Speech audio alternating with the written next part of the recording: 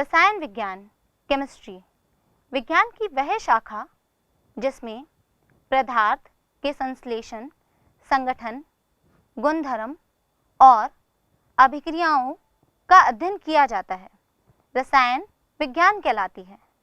आइए अब हम रसायन विज्ञान के विकास की जानकारी लेते हैं। बच्चों, रसायन विज्ञान का विकास काफ़ी प्राचीन है। भारत में कई महान वैज्ञानिक हुए हैं, जैसे नागार्जुन, कणाद, चक्रपाणी, जिन्होंने रासायनिक खोजों में और रसायन विज्ञान में अपना महत्वपूर्ण योगदान दिया है। आइए अब देखते हैं रसायन विज्ञान के महत्व को।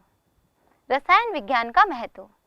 रसायन विज्ञान का महत्व इन सभी क्षेत्रों स्वास्थ्य, सौंदर्य प्रसाधन, कृषि कार्य एवं उद्योग में है। स्वास्थ्य के क्षेत्र में रसायन विज्ञान का अत्यधिक महत्व है।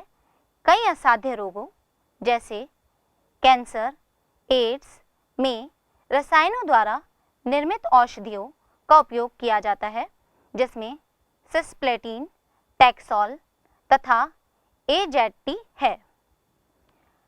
सौंदर्य प्रसाधन।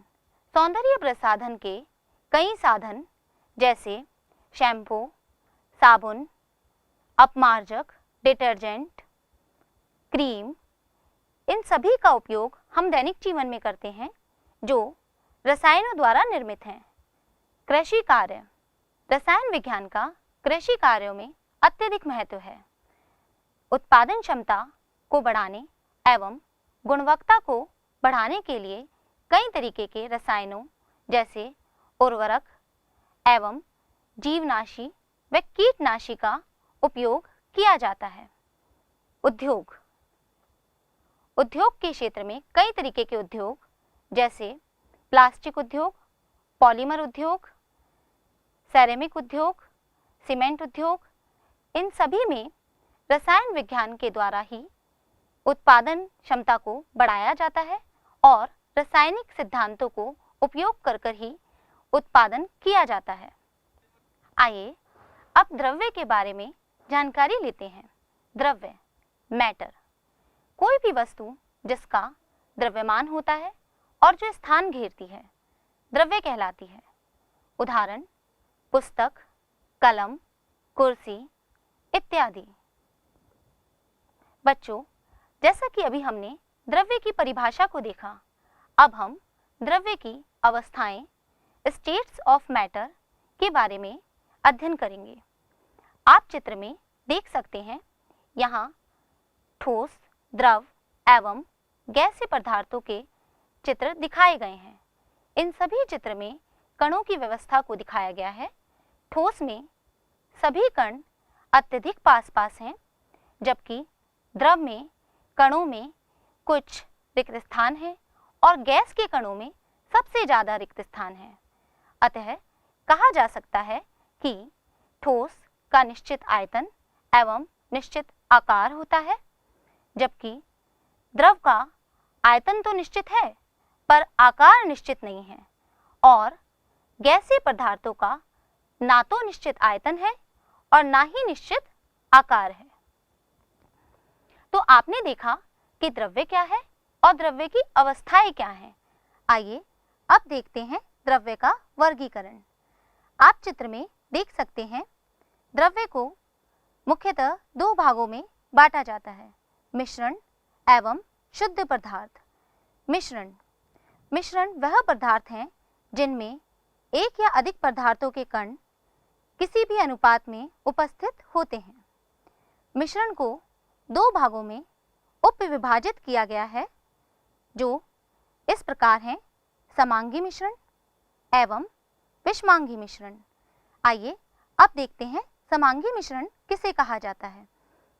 समांगी मिश्रण वह मिश्रण है जिसमें उपस्थित सभी घटकों का संगठन समान होता है। उदाहरण जैसे जल में बना नमक का मिश्रण एवं हवा इत्यादि। आइए अब देखते हैं विषमांगी मिश्रण किसे कहा जाता है।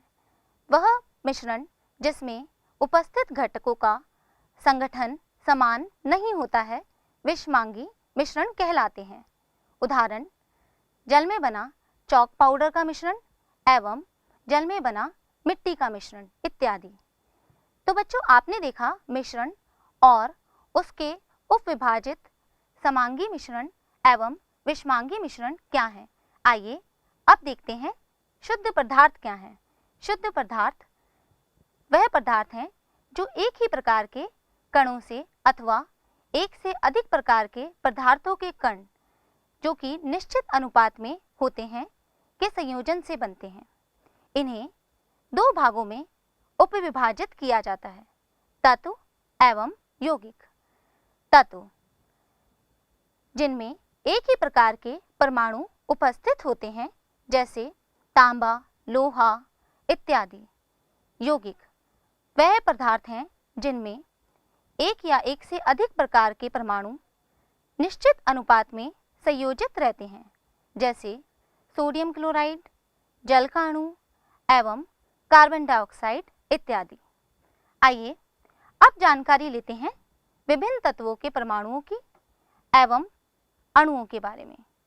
बच्चों, आप इस चित्र में देख सकते हैं, यहाँ हाइड्रोजन, ऑक्सीजन, नाइट्रोजन, कॉपर एवं सोडियम तत्वों के परमाणुओं को प्रदर्शित किया गया है।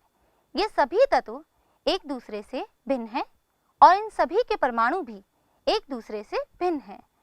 आप देख सकते हैं, इनमें से कुछ परमाणु द्विपरमाणविक हैं और कुछ बहुपरमाणविक भी होते हैं।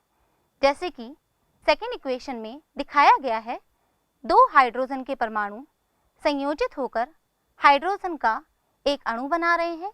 इसी तरह इक्वेशन थर्ड में दो ऑक्सीजन के परमाणु संयोजित होकर ऑक्सीजन का एक अणु बनाते हैं।